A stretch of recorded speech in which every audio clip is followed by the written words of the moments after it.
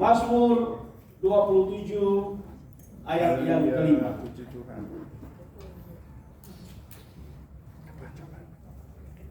Saya dikasih tema gereja yang sempurna. Kita bangkit berdiri, kita baca sama-sama ayat ini. Mazmur 27 ayat yang kelima. Amin. Amin. Ya. Enggak, amin. 2, 3. Sebab Ia melindungi aku dalam pondoknya pada waktu bahaya. Ia menyembunyikan aku dalam persembunyian di kemahnya. Ia mengangkat aku ke atas gunung batu. Amin. Silakan duduk. Di ayat ini ada 3 bagian. Yang pertama, sebab Ia melindungi aku dalam pondoknya pada waktu bahaya. Ini berbicara penyertaan Tuhan yang sempurna. Haleluya. Yang kedua, Ia menyembunyikan aku dalam persembunyian di kemahnya. Berbicara benteng Tuhan yang sempurna. Yang ketiga, Ia mengangkat aku ke atas gunung batu. Tuhan mempromosikan dengan sempurna hidup kita. Saya akan berbicara dari yang kedua, benteng Tuhan yang sempurna. Ia menyembunyikan aku dalam persembunyian di kemahnya. Kita mundur ke belakang, ayat yang pertama, Mazmur 27. Aman dalam perlindungan Allah. Dari Daud, Tuhan adalah terangku dan keselamatanku. Kepada siapakah aku harus takut? Tuhan adalah benteng hidupku. Terhadap siapakah aku harus gemetar? Ketika penjahat-penjahat menyerang aku untuk memakan dagingku, yakni semua lawanku dan musuhku, mereka sendirilah yang tergelincir dan jatuh. Sekalipun tentara berkemah mengepung aku, tidak takut hatiku. Sekalipun timbul peperangan melawan aku, dalam hal itu pun aku tetap percaya. Saudara, pemazmur Daud begitu yakin akan benteng Tuhan, akan pagar Tuhan dalam hidupnya.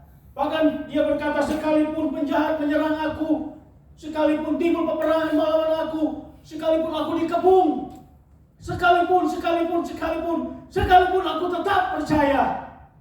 Kenapa pemazmur begitu yakin dan percaya? Karena Ia menyembunyikan aku dalam persembunyian di kemahnya. Kemah dalam bahasa Inggris ditulis kata tabernakel. Kalau kita mempelajari tabernakel, ada 3 bagian. Ada halaman. Di halaman ada mezbah korban bakaran dan kolam pembasuhan. Kemudian masuk ke ruang kudus. Di ruang kudus ada kaki dian sejajar dengan meja roti. Roh Kudus harus sejajar dengan firman Tuhan di dalam hidup saya dan saudara, untuk kita semakin sempurna di dalam Tuhan. Dan maju sedikit, ada mezbah dupa berbicara pujian penyembahan. Kemudian ada tirai yang membatasi ruang kudus dan ruang maha kudus. Di ruang maha kudus itu ada tabut Allah. Di dalam tabut Allah ada mana yang bangsa Israel nikmati selama 40 tahun di padang gurun. Ada 2 loh batu yang bertulisan 10 hukum Taurat, dan ada tongkat Harun yang bertunas. Dan hanya imam besar yang boleh masuk ke ruang maha kudus. Dan kalau imam besar dia bertugas, dia harus mempersiapkan kekudusannya, hidupnya. Kalau ada dosa sedikit saja ketika dia bertugas, dia pasti mati di sana. Karena itu begitu kudus. Yang dimaksudkan dengan ayat ini, Ia menyembunyikan aku dalam persembunyian di kemahnya, yaitu Tuhan sembunyikan saya dan saudara di ruang maha kudus. Ketika Tuhan sembunyikan saya dan saudara di ruang maha kudus, tidak ada suatu kuasa apapun yang bisa menjaga kita. Makanya dengan iman, dengan keyakinan yang begitu luar biasa, Rasul Paulus berkata di dalam Roma pasal 8, siapakah yang bisa memisahkan kita dari kasih Kristus? Penindasan, ketelanjangan, bahaya, pedang, maut, bahkan roh yang ada di langit, bahkan di bumi, bahkan di bawah bumi, tidak akan bisa memisahkan kita dari kasih Kristus yang ada di dalam kita, karena kita dipagari oleh Tuhan yang sempurna. Amin. Amin. Makanya ketika iblis dia turun surga, Tuhan tanya sama iblis, "Iblis, kamu dari mana?" Jawab iblis, "Biasa, keliling-keliling." Kepontan. Kata Tuhan, "Coba kamu perhatikan si ayam. Tiada orang seperti dia yang jujur, saleh, takut akan Tuhan, menjauhi kejahatan. Tuhan mencari gereja seperti itu. Apa jawab iblis? Oh, bukankah engkau yang membuat pagar benteng sekeliling dia, rumahnya, serta segala yang dimilikinya? Jadi iblis tahu ada benteng Tuhan yang sempurna memagari pagar, memagari hidupnya Ayub, rumahnya Ayub, seisi rumah Ayub, bahkan apa yang Ayub miliki. Luar biasa. Amin. Itulah benteng Tuhan yang sempurna. Haleluya. Yang kedua, karena saya ditelepon tadi pagi, jangan panjang-panjang. Yang kedua, saya akan berbicara tentang bagaimana Tuhan mempromosikan saya dan saudara dengan sempurna. Atau bagian yang ketiga, Ia mengangkat aku ke atas gunung batu. Saudara, kalau Tuhan sudah mempromosikan hidup saya dan saudara, tidak ada satu kuasa pun yang bisa membatalkan itu. Amin. Tuhan yang sempurna, kita punya Tuhan yang sempurna, dan Dia juga akan mempromosikan saya dan saudara juga dengan sempurna. Haleluya. Bukan setengah-setengah. Amin. Daud pribadi yang tidak pernah dianggap oleh orang tuanya, disepelekan, dinomorduakan. Dia mengembalkan hanya 2-3 ekor kambing domba, tapi Tuhan promosikan Daud luar biasa sempurna menjadi raja. Yusuf, dia seorang budak, bahkan lebih parah lagi jadi nabi, prospeknya suram, tetapi luar biasa. Tuhan angkat hidup Yusuf menjadi orang nomor 2 di Mesir, sempurna. Tuhan mengangkat hidup seseorang. Amin. Saudara, di dalam Kejadian pasal yang ke-41, ini respon Firaun ketika oleh hikmat Allah dan ilham Roh Kudus, Yusuf artikan mimpi Firaun dengan luar biasa. Bahkan Yusuf kasih solusi jalan keluar yang harus dilakukan. Dan ini respon daripada Firaun. Kejadian 41 dari ayat yang ke-37. Usul itu dipandang baik oleh Firaun dan semua pegawainya. Lalu berkatalah Firaun kepada para pegawainya, mungkinkah kita mendapat seorang seperti ini, seorang yang penuh dengan roh Allah? Kata Firaun kepada Yusuf, oleh karena Allah telah memberitahukan semuanya ini kepadamu, tidaklah ada orang yang demikian berakal budi dan bijaksana seperti engkau. Engkaulah yang menjadi kuasa atas istanaku, dan kepada perintahmu seluruh rakyat akan taat. Hanya tahta inilah kelebihanku daripadamu. Selanjutnya Firaun berkata kepada Yusuf, dengan ini aku melatih engkau menjadi kuasa atas seluruh tanah Mesir. Sesudah itu Firaun menanggalkan cincin materai dari jarinya dan mengenakannya pada jari Yusuf. Dipakaikannya kepada Yusuf pakaian daripada kain halus, digantungkannya kalung emas pada lehernya. Lalu Firaun menyuruh menaikkan Yusuf dalam keretanya yang kedua, dan bersulah orang di hadapan Yusuf. Hormat, demikianlah Yusuf dilantik oleh Firaun menjadi kuasa atas seluruh tanah Mesir. Saudara, bagaimana Tuhan mempromosikan Yusuf dengan luar biasa. Yusuf menjadi representatif raja. Perkataan Yusuf penuh kuasa, didengar rakyat. Tindakan Yusuf pun punya otoritas kerajaan. Yusuf perintah rakyat tunduk karena dia mewakili raja. Luar biasa. Dari seorang narapidana Tuhan angkat menjadi seorang yang luar biasa. Saudara, bahkan Yusuf difasilitasi dari kerajaan Mesir. Kalau berbicara sekarang mungkin Yusuf dapat mobil dinas, dapat rumah dinas, dapat tunjangan hari tua, tunjangan THR, tunjangan kesehatan Askes, asuransi kesehatan Mesir. Luar biasa. Intinya saudara, kalau Tuhan mempromosikan hidup seseorang, dia melakukannya dengan totalitas. Bahkan Tuhan memfasilitasi Yusuf dengan yang terbaik dari kerajaan Mesir. Seperti itu kalau Tuhan mempromosikan seseorang. Haleluya. Sekarang pertanyaannya, kenapa Tuhan mempromosikan Yusuf dengan luar biasa? Alasan yang pertama, karena Yusuf taat dan setia dalam proses Tuhan. Ada 3 proses. Yang pertama, proses dari dalam. Kejadian pasal 37 ayat yang ke-24. Kenapa Tuhan mempromosikan Yusuf? Karena Yusuf taat dan setia dalam proses Tuhan. Gereja kalau mau disempurnakan harus lewati itu proses. Kejadian 37 ayat 24, dan mereka membawa dia dan melemparkan dia ke dalam sumur. Sumur itu kosong, tidak berair. Saudara, mereka membawa Yusuf dan lemparkan Yusuf ke dalam sumur. Mereka itu siapa? Saudara Yusuf sendiri. Mereka itu siapa? Orang yang dekat dengan Yusuf. Orang yang makan semeja dengan Yusuf. Orang yang tidur seranjang dengan Yusuf, satu kamar dengan Yusuf. Orang yang seharusnya menjadi Yusuf, mencurahkan isi hatinya, menjadi tempat Yusuf berlindung. Yusuf ditusuk dari belakang. Sakit. Ya kan? Orang-orang yang seharusnya yang melindungi dia justru menyakiti hatinya dia. Bukan saja dia dibuang, tetapi dia dibuang ke Mesir. Betapa sakitnya Yusuf.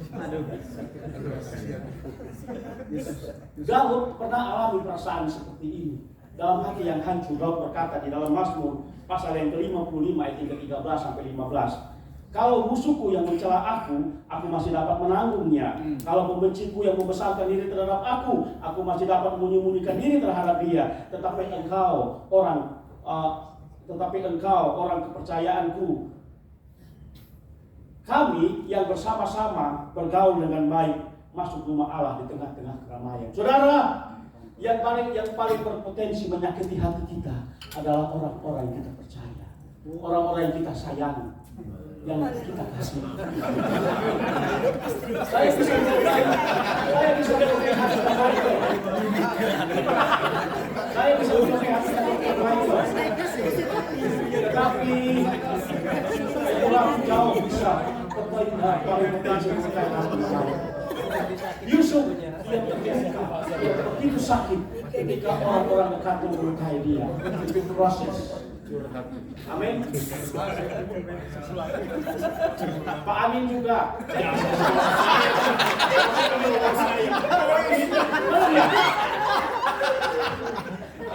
Boleh nggak jauh bisa menyakiti hati orang. Amin. Yang kedua, proses sakitnya difitnah. Yusuf difitnah. Dia posisi lemah karena ada bukti. Bajunya ketinggalan di kamarnya istri Potifar. Ada bukti saksinya, istri Potifar korbannya. Zaman Konofi, Ibu Yeni bilang begini, bagus nih, baju bapak ketinggalan rumah saya. Lalu dia tanya, tahu nggak? Tahu kan? Jadi saudara sakit Yusuf. Yang ketiga, jelas. Proses di penjara. Haleluya. Kebebasan Yusuf diikat secara paksa. Nama baik Yusuf hancur. Mau cari surat kelakuan baik susah.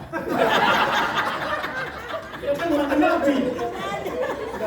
Ada orang. Berapa hari yang lalu kita memperingati hari kemerdekaan. Gereja tidak akan bisa sempurna kalau masih terbelenggu terikat oleh dosa. Amin. Saya harus cepat. Kalau saudara mau yang lengkap, kok undang saya apa? Selanjutnya, proses dilupakan.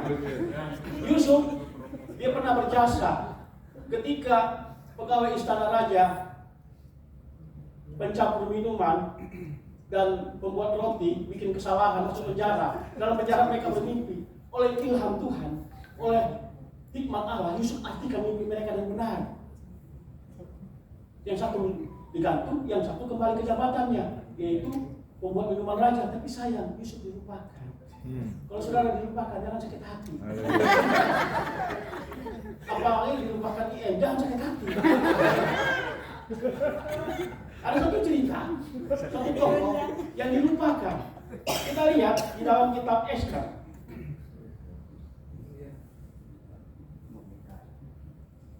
Ester 6 ayat yang pertama sampai ayat yang ke-6. Saya minta tolong istri saya yang tercinta dan manis. Tolong bacakan. Ester 6 ayat yang pertama sampai ayat yang ke-6. Ayat yang pertama dulu. Ganti nama dia.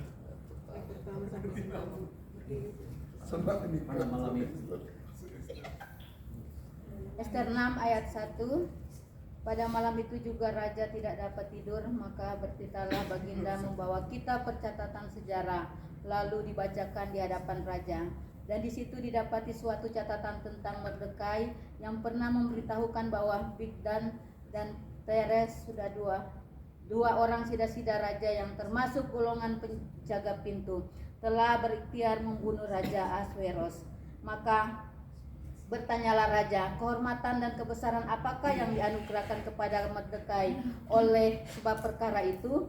Jawab para biduanda, raja yang bertugas pada baginda kepadanya tidak dianugerahkan sesuatu apapun. Iya, sampai situ dulu. Silakan duduk saya.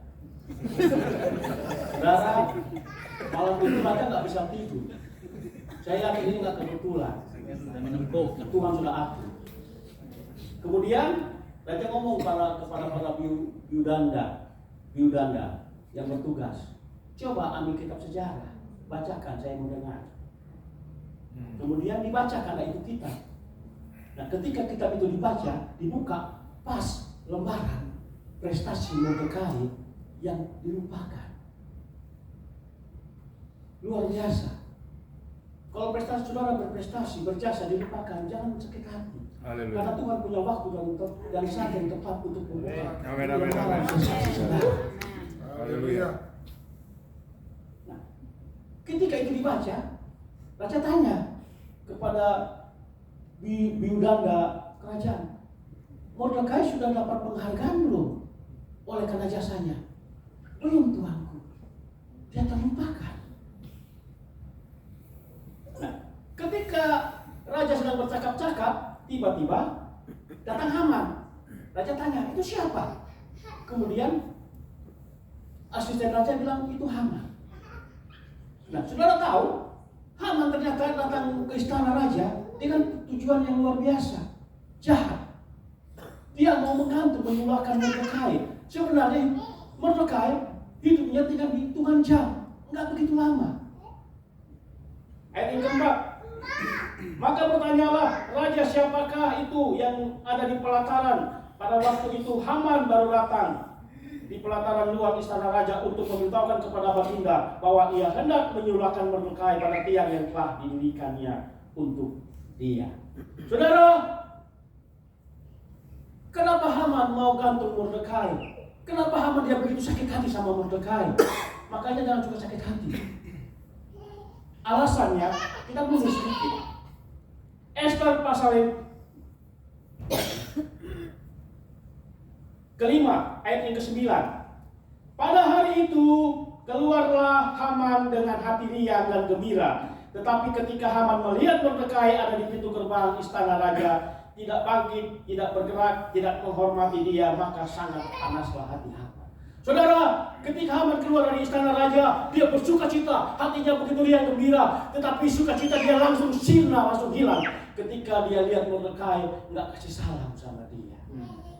Saudara, kalau saudara ketemu orang nggak kasih salam, jangan tersinggung, jangan sakit hati. Haman dia sakit hati, dia tersinggung gara-gara nggak dikasih salam, nggak dikasih hormat. Pulanglah dia sampai di rumah, dia undang saudara-saudaranya, sahabat-sahabatnya, sama istrinya. Dia bilang begini. Haman itu arti namanya dirayakan, atau kata lain pribadi yang ingin selalu dipuji, dihormati, dirayakan, diagungkan. Pribadi yang gila hormat, gila pujian. Sampai di rumah, dia ngomong sama sahabat-sahabatnya, kalian tahu nggak? Saya baru saja raja promosikan.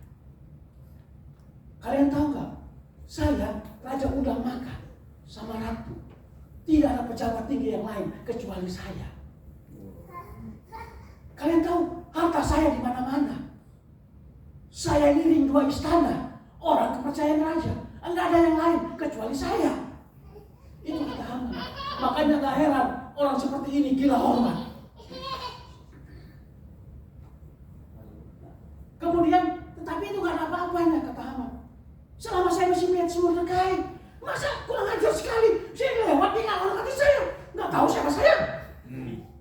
Begitu kata Haman.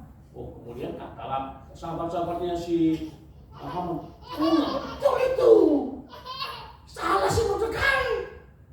Begini aja, gantung aja dia. Bikin tiang. Terpancing si Haman. Nah, kalau orang sudah sakit hati, usul yang jahat sekalipun dianggap paling bagus. Itu kalau orang sudah terluka, sudah sakit hati. Betul nih kalian ya. Gantung saja dia ya. Si Yahudi itu, nah kalau orang sudah sakit hati, suku di bawah-bawah. Orang mana itu? Orang Medan itu, suku di bawah-bawah. Masih sakit hati. Betul ya. Akhirnya dia bikinlah tiang. Malamnya dia datang ke istana. Ketika dia datang itu pas percakapan raja dengan biduanda ini. Nah, kemudian raja suruh Haman masuk. Kemudian Haman masuk. Setelah Haman masuk, ayat yang ke-6. Bertanyalah raja kepadanya, apakah yang harus dilakukan kepada orang yang raja berkenan menghormatinya.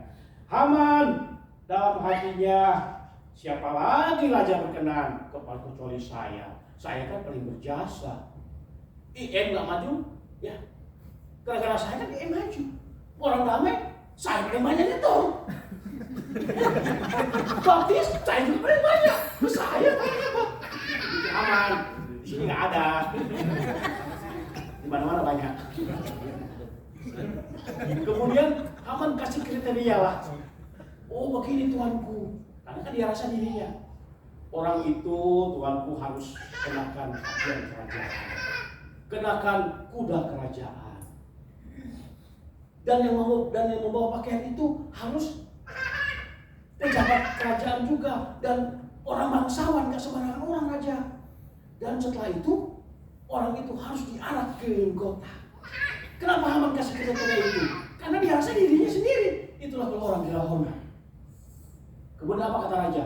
Lakukan itu kepada Mordekai. Pukulan telak.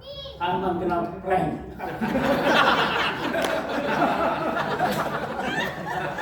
Haleluya. Jadi saudara, sebenarnya jasa Mordekai itu terlupakan. Karena ada waktunya, ada saatnya, waktu yang tepat Tuhan buka lembaran itu untuk mempromosikan. Haleluya. Luar biasa. Haleluya. Haleluya. Haleluya. Dan saudara, proses yang ketiga, proses selanjutnya itu proses menjaga hati. Haleluya. Jagalah hatimu dengan segala kewaspadaan, karena dari sana terpancar kehidupan. Haleluya. Amsal 4 ayat 23. Saudara, ketika Yusuf itu sudah di belakang oleh saudara-saudaranya, dia jaga hati. Ketika Yusuf difitnah, dia jaga hati. Ketika Yusuf dipenjarakan, dia jaga hati. Ketika Yusuf dilupakan juga, dia jaga hati. Haleluya. Bahkan ketika Tuhan promosikan dia, angkat dengan sempurna, dia tidak sombong. Amin. Dia tetap jaga Haleluya. hati. Haleluya. Amin. Amin. Apa tujuan proses Tuhan? Yang pertama, Amsal 25 ayat yang keempat. Apa sih sudah kelewatan, Pak? Masih harus. Amsal 25 ayat yang keempat. Haleluya. Sisihkanlah sana dari perak, maka akan keluar benda yang indah bagi adik emas. Ibu-ibu biasanya pakai emas atau perak. Yang ibu-ibu pakai itu sudah nggak asli. Nggak murni, maksud saya nggak murni. Nggak murni emas, karena ada logam lain yang dimasukkan ke dalam emas atau perak itu. Itulah sana. Sana adalah logam lain yang dimasukkan ke dalam emas atau perak sehingga hilang kemurniannya. Banyak kali motivasi kita nggak murni. Kita datang ke suatu acara, motivasi kita salah. Tuhan mau memberikan itu supaya kita semakin sempurna. Haleluya. Bagaimana caranya? Yaitu emas itu dibakar. Ketika emas dibakar dengan sendirinya itu sangat akan berubah. Haleluya. Emas itu semakin murni, semakin mulia, semakin berkualitas. Amin. Tuhan mau kita punya iman-iman yang murni, Amin. bukan seperti iman jerami, rumput kering, kayu yang mudah terbakar, dikit-dikit tersinggung, dikit-dikit tersinggung. Waduh, bagaimana kita bisa sempurna? Ini proses sedikit ngambek, proses sedikit tersinggung, ngambek. Ya Tuhan, kasih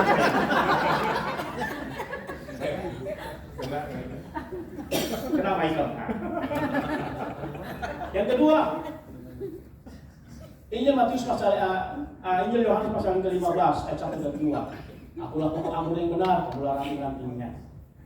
Kalau kamu tidak tinggal di dalam aku, kamu tidak akan pernah berbuah.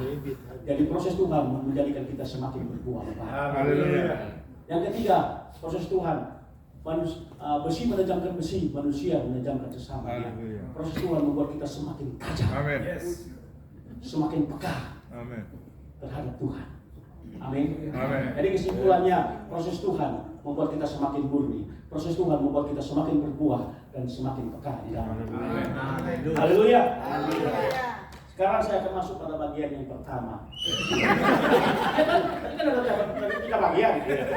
Sebab Ia melindungi aku dalam kodoknya. Oh iya benar. Pada waktu bahaya. Bicara penyertaan Tuhan yang sempurna. Haleluya. Sekalipun ditusuk dari belakang, Tuhan tetap menyertai Yusuf. Amin. Sekalipun difitnah, Tuhan tetap menyertai Yusuf. Sekalipun dipenjarakan, Tuhan menyertai Yusuf. Sekalipun Yusuf dilupakan, Tuhan tidak lupakan Yusuf. Sekalipun Yusuf jadi Perdana Menteri, orang nomor 2, Tuhan juga tidak melupakan Yusuf. Haleluya. Kenapa? Karena Yusuf tinggal di dalam Tuhan. Amin. Amin. Amin. Kita lihat ayat yang terakhir. Mazmur 27 ayat yang keempat.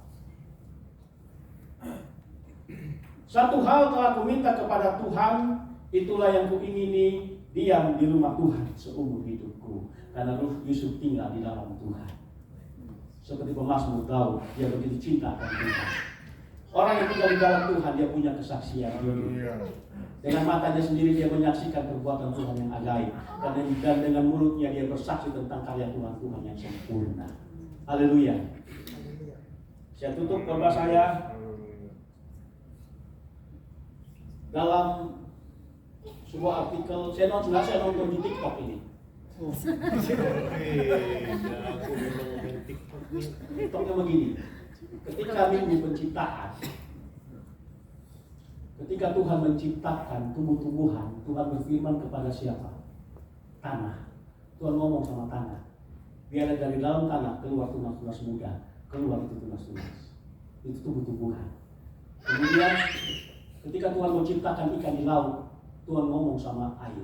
Tuhan ngomong, biar dari dalam air keluar segala macam binatang yang berkeliaran. Keluar. Itu ikan-ikan. Ketika Tuhan menciptakan saya dan saudara yang ganteng ini,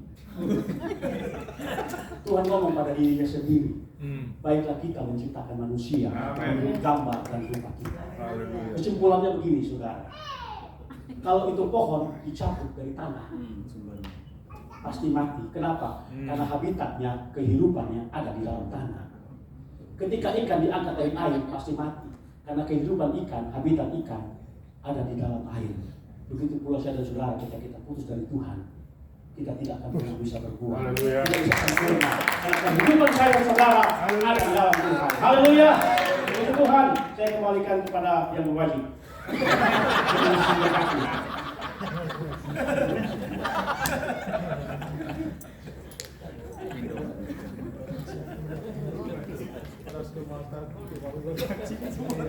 Terima kasih hambanya, terus memberkati. Fellowship kemarin saya diberkati dari Amerika dan Pakistan, dan saat ini saya diberkati dari Bali.